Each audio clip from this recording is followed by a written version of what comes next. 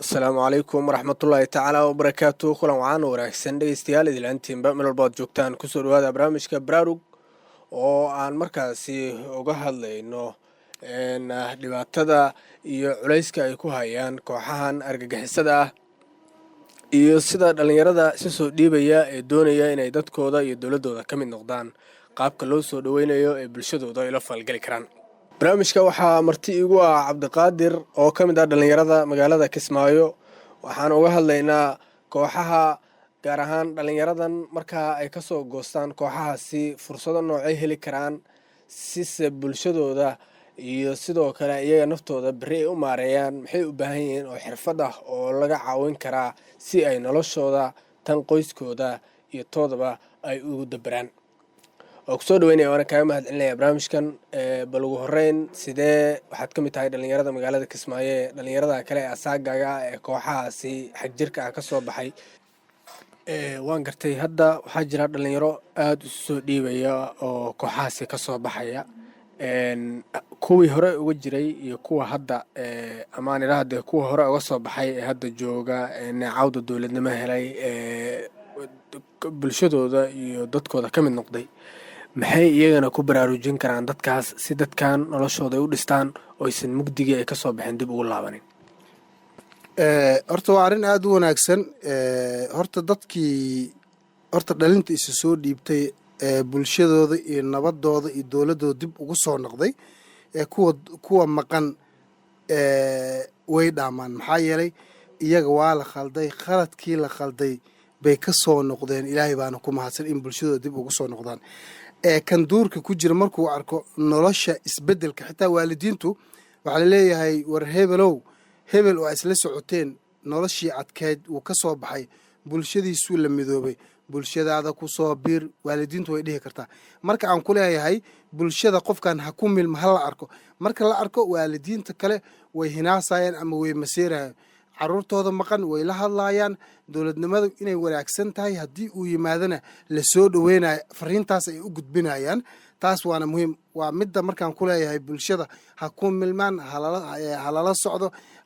maxaan ku dhahaye shaqo abuur ha loo sameeyo. qofkan haddii shaqo abuur loo sameeyo, waxa ugu dhow bulshada way is aragtaa, way isku warantaa. shalay xaggaasuu ku jiray, maanta wuu wanaagsan yahay, nin laga nabadgelayo bulshadiisa la nool waaye. waalidiinta kalena markay caruurtooda la hadlaan oo ku yidhaahdaan war meesha aad jirtaan wadda idinkama jirtee, waddada saxda usoo noqda, guryihiina imaada. raggii dhigiina ahaa ee la khalday baa dib u soo noqday, khaladkii ilaahay uu ka saaray. adinkuna intaad cuudubilaystaan khaladka iyo sharta ummadda aad ku haysaan ka soo noqde, bulshadiina la midooba. kaalin fiican baa ku jirta. marka qofka marka waalidkiisa uu la hadlo iyo marka nin ka fog uu la hadlo way kala duwanyihin.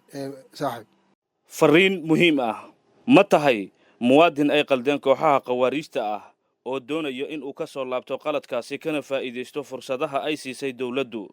ma tahay waalid ama ehel doonayo in uu carruurtiisa, walaalkiisa iyo qof ay ehel yihiin oo ku jira khawaariijta ku saacido in uu ka soo baxo inta aanu ku halaagsamin? ma u baahan tahay in aad hesho macluumaad ku saabsan sida aad adigu ugu soo bixi karto kooxaha khawaariijta ama qof uga soo saarto? ma doonaysaa in aad ogaato sida dowladdu ku soo dhoweynayso ama fursad aad bulshada kula midowdo kugu abuurayso? haddaba si aad arrimahan oo dhan uga faa'iidaysato, waxaan kuu soo bandhigaynaa halka aad la xidhiiri karto. marka hore wac nambarka gaaban ee 999, kadibna haddii aad kaga dhowdahay ama aad doonayso in aad la xidhiirto qaybta dhaqan celinta ee Muqdisho, dooro 1. haddii aad doonayso qaybta Galmudug, dooro 4. haddii aad doonayso qaybta Koonfur Galbeed, dooro 3. haddii aad doonayso qaybta Jubbaland, dooro 2.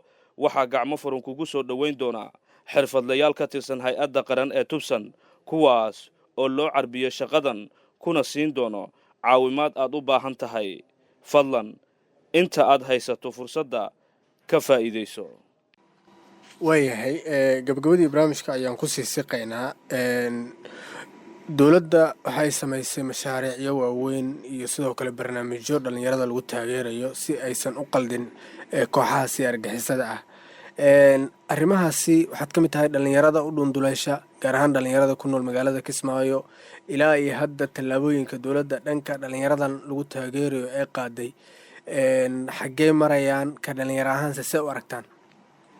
aad baa u mahadsan tahay, su-aal wanaagsan ay weydiisay. inta ay kooxda arxanka daran ee argixisada isa soo dhiibayaan ma ahan bilo iyo sanad, waa dhowr iyo 10 sano. inta ay dhibtu wadeen waana gacanna waa lagula dagaalayay, gacanna in bulshada lagu soo celiyo dhalinta ay khaldeen baa lagu waday. dowladdu si wanaagsanay u soo dhaweysay, maadaama dhalinyarada aan ka mid ahay, bulshada xogtooda 90% waa ka warqabaa. waxaa arkaysaa dad soo guryo noqday oo amnigay qayb ka yihiin. waxaad arkaysaa hay-adaha dowladda ay qayb ugu jiraan. maxaa yeelay qofkan soomaalinimadii ma nicin, wuxuu ahaa nin la khalday, khaladkii uu ka baxay, dadkiisu uu soo noqday. marka dhalintu waa un siman tahay. kan sii cararay ee badahaas ku dhintay isagaa maanta dhaamo, maadaama uu koox ka soo noqday, bulshadiisa uu la midoobay. aad buu ugu duwan yahay kan dalka ka cararay. in dhalinyarada dalkooda ay ku nagaadaan waa wax aad u wanaagsan. dowladdu kaalinteedu way qaadatay. shaqo abuuray usan shaqo abuurka ka hore inta ninkaasi dhaqan xumadii la baray laga baabi'inayo, noloshiisu way fiican tahay. kuwa reerka laha ciyaalka loo biilaa, marka dhaqan celinta u dhammaato kadibna gacanta wax loo geliyaa. dowladdu ma dayacdo inuu isbahdilo, uu maskiin noqdo. dowladdu way ka taxdirtaa sidii shalay waa si ka wanaagsan inuu ku noolaayo. dowladda ku dadaashaa. dowladdan waa dowlad dhalinyaro. haddaan nahay dhalinyaradu, dowladdu waxaan leenahay waa ku mahadsan tahay sida wanaagsan ay doorkeeda uga soo baxday. mar weliba oo aan aragno qof ka mida isu soo dhiibayaasha oo warbaahinta madaxa bannaan iyo kuwa dowladda aan ka aragno, maalin walba aan aragno, waa maalin walba oo aan faraxno. maxaa yeelay waxa dhibaayo dhalinyaro waayo. waayeelada iyo kuwa iyaga soo diraayo oo dhibaatada maleegayo ka shaqaynayo, dhibtu way ka carareen, way dhuuntay. laakiin dhalintii ayay soo direen oo yidhaahdeen ord wax soo dhibaatee. marka in dhalintaasi ay soo noqdaan, annaga qofka dhalinyarada noogu muhiimsan, kan duurka ku jira oo dhuumanayo iyaga soo dirayo, qofka dhalinyarada isagaa noogu muhiimsan oo dareemi karo bulshadiisa waxay u baahan tahay. waxaan leenahay dowladdu way dadaashay, bulshada iyaguna ha isku tashtaan oo qaybtooda ha qaataan in la nabadeeyo. marka aad maqasho dhib intee la eg bay bulshada ku leedahay, meel hebelaa la qarxiyay, qarax ama ha lagu dhinto ama yaan lagu dhimanay, argagax iyo dhibaato badan waay. laakiin qofka qarxinaya haddii bulshada uu qayb ka yahay, dhibaatadu ma geysanayo. in bulshadiisu tahay, in ehelkiisii ku jiraan, inayn adduuniya aakhire inay waxdan ugu jirno ogaana. laakiin markii oo qolada duurku jirta uu ku jiro, ehel umaba arko ummadan. marka arrin wanaagsan waaye. dowladda halkeeda ha ka sii wado. waa ku mahadsan tahay. dhalinta ha la soo dhoweeyo, gacanna ha ku dagaalanto, gacanna dhalinta ha lagu soo celiyo. waayahay, kaasi waxa uu ahaa cabdiqaadir oo ka mid ah dhalinyarada magaalada Kismaayo oo barnaamijka martiin noogu ahaa. u diyaar garooba dhegeystayaal qaybaha kale ee barnaamijka iyo dhegeystayaasha. waayahay, weli waxaad dhegeysanaysaan dhegeystayaal barnaamijka baraarug oo idinkaga imaanaya radio Kismaayo, codka dowladda Jubbaland. qaybihii waxaan isla soo gaarnay dhegeystayaasha annagoo khadka teleefonka u furi doono si ay qaybtooda uga qaataan, gaar ahaan in ay markaa dabcan aragtidooda ay ku beeriyaan in dhalinyarada shaqo abuur loo sameeyo, gaar ahaan dhalinyarada kasoo baxday kooxdaasi ee doonaya inay noloshooda sidii caadiga ahayd ay markaa dabcan bulshadooda ula falgalaan, gaar ahaan in fursado shaqo abuur ah loo sameeyo oo noloshooda ay ku daberaan, maadaama ay kasoo baxeen duurka iyo askarnimo iyo sidoo kale jabhadnimo.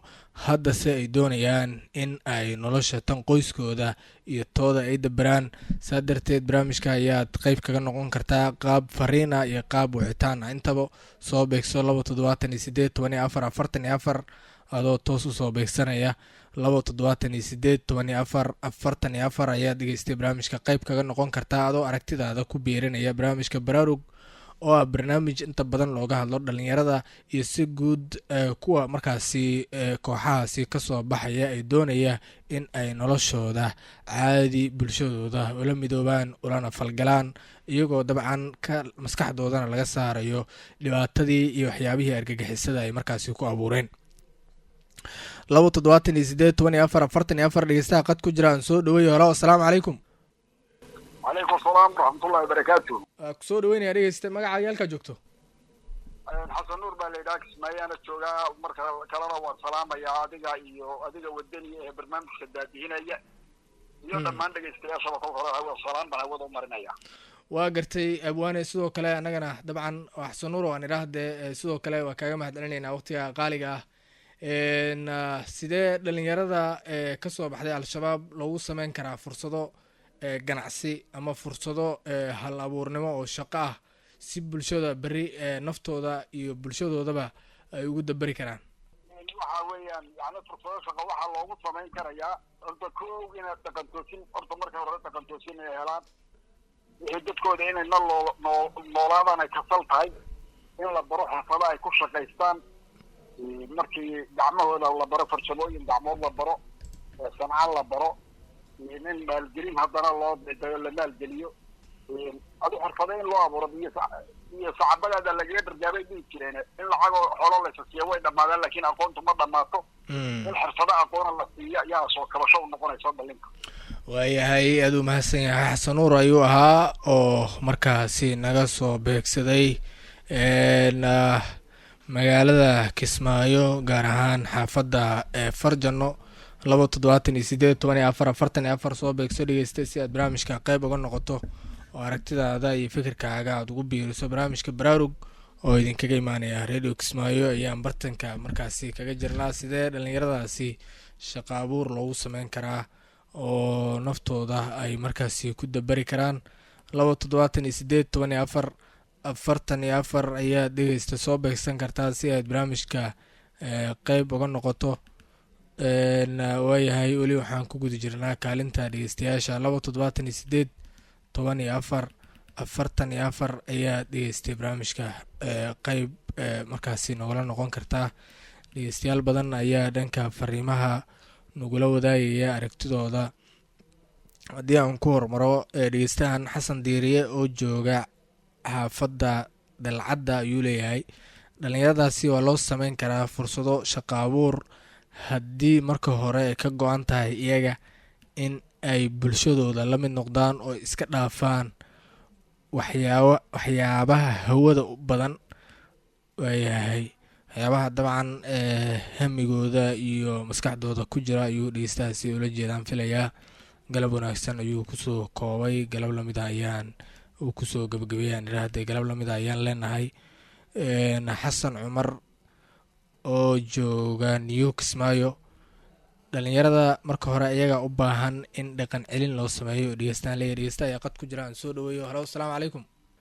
ka xumahay 278 soo beegso dhegeysta si aad barnaamijka qeyb uga noqoto aragtidaada aad ku beeriso waxaan ka hadlaynaa in dhalinyarada loo sameeyo shaqo abuur noloshooda wax badan laga dabero si bulshadooda beri ay ula falgalaan ayaa inta badan aan ka hadlaynaa dhegeystaha qad ku jira halo asalaamu calaykum waalaikum salaam waraxmatullahi wabarakaatu waa kusoo dhaweynayaa dhegeysta magacaaga halkaa joogto magacii waa cusmaan cali maxamed cusmaan galab wanaagsan xaafadee joogtaa farjano waayahay barnaamijka mala socoti barnaamijka la socday iyo howl dhalinyarada waxaa fursad shaqo abuur loo sameyn karaa ku horta dhalinyarada isu dhiibaan waayahay isku soo dhiibaan dowladda markay isku soo dhiibaan dhaqan celin la geeyo wax la baro waxaa laga yaaba qaarkood inay jaahilin yihiin oo wax aysan fahamsanayn marka wax la baro oo farsamooyin kala duwan la baro kadib farsamooyinkaas inay ku shaqaystaan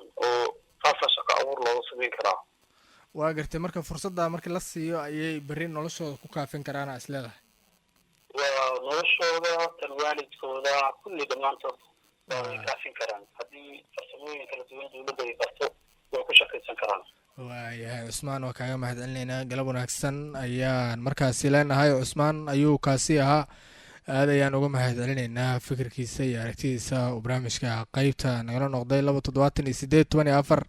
278 weli waxaad maqlaysaan qeybihii u dambeeyey ee barnaamijka dhegeystayaasha ayaan siinaynaa qeybahooda u dambeeya si ay barnaamijka qeyb uga noqdaan dhegeysta ayaa qad ku jira aan soo dhaweeyo halo asalaamu calaykum wacalaykum asalaam waraxmatullaahi wabarakaatu waa kusoo dhaweynayaa dhegeysta magacaaga halkaa joogto magacayga waxaa la yidhahdaa yaasiin faarax cali waxaan kaasoo waxayaa xaafadda new kismaayo waayahay yaasiin galab wanaagsan ayaan ku leenahay barnaamijka ma la socotay galab wanaagsan ayaan idin leeyahay adiga iyo daadihinaya barnaamijka iyo dhegeystayaasha kale ee raadiyaha la socday labadiintiinaba mawduucan waa mawduuc runtii aada u wanaagsan dhalinyarada soomaaliyeedna taabanaya waa la socday oo intii barnaamijku hawada soo galay waa dhegeysanayay ugu horeyn mas-uuliyadda ugu weyn dhalinyarada waxay ka saaran tahay dowladda soomaaliyeed ee federaalka kadibna waxaa ku xigaysaa dowladda maaragtay dowladaha heer state oo dowlad goboleedyada waxaana arrintan hadda ay u baahan tahay in arrintan loo sameeyo ajado qaran oo loogu talagalay in dhalinyarada la marin habaabiyey maaragtay nolol kale oo cusub loogu sameeyo ajendaha qaran waa inuu ka yimaadaa mataqaanaa golayaasha kala duwan ee dowladda madaxtooyada baarlamaanka golaha wasiirada waa la dhigi karaa dhalinyarada waa la caawin karaa hadday tahay dunida kale iyo hadday tahay soomaalida iyo hadday tahay dadka kale ee danaynayaba markaasay maaragtay wax la qaban karaa laakiin iyadoo ajenda qaran uusan jirin oo wax qorsho ah oo loo diyaariyey iyo fikirka dowladdu waxa uu kaga aadan u yahay aan la ogeyn ciidina dee maaragtay meel uma dhaqaaqi karto marka anigu waxaan leeyahay ajenda qaran hala sameeyo waa mahadsantihiin waayahay aada u mahadsan yahay xasan ayuu kaasi ahaa new kismaayo naga soo beegsaday barnaamijka baraarug radio kismaayo ayaad markaasi ka maqlayseen alkhazaala ayaa noo farsameynayay intaan ku kulmayno barnaamijkiisa xiga nabadgelyo